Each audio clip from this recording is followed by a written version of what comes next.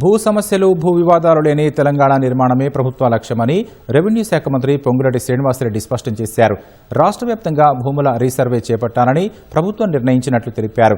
ఇవాళ రెవెన్యూ అధికారులతో నిర్వహించిన టెలికాన్ఫరెన్స్ లో మంత్రి పొంగులేటి శ్రీనివాసరెడ్డి దిశానిర్దేశం చేశారు. వచ్చే నెల నుంచి రాష్ట్రంలో భూముల రీసర్వే కార్యక్రమాన్ని దశలవారీగా ప్రారంభిస్తామని తెలిపారు. 10,954 రెవెన్యూ గ్రామాలు ఉండగా తొలి దశలో 32 జిల్లాల నుంచి 2,240 గ్రామాలను ఎంపిక చేసినట్లు పేర్కొన్నారు. ప్రతి జిల్లా నుంచి 70 గ్రామాల చొప్పున రీసర్వే నిర్వహిస్తారని వివరించారు. ప్రతి అంగుళం భూమికి స్పష్టమైన హద్దులు, ప్రతి రైతుకు భరోసా కల్పించడమే ప్రభుత్వ లక్ష్యమని పేర్కొన్నారు. రాష్ట్రంలో నష్టాలు లేని 378 గ్రామాలను గుర్తించినట్లు మంత్రి వెల్లడించారు. ఇప్పటికే 5 గ్రామాల్లో రీసర్వే పూర్తి చేసి భూదాన్ నంబర్లు కేటాయించినట్లు తెలిపారు. మిగిలిన 373 గ్రామాల్లో రోవర్స్ సాంకేతికతతో సర్వే పనులు కొనసాగుతున్నాయని వివరించారు.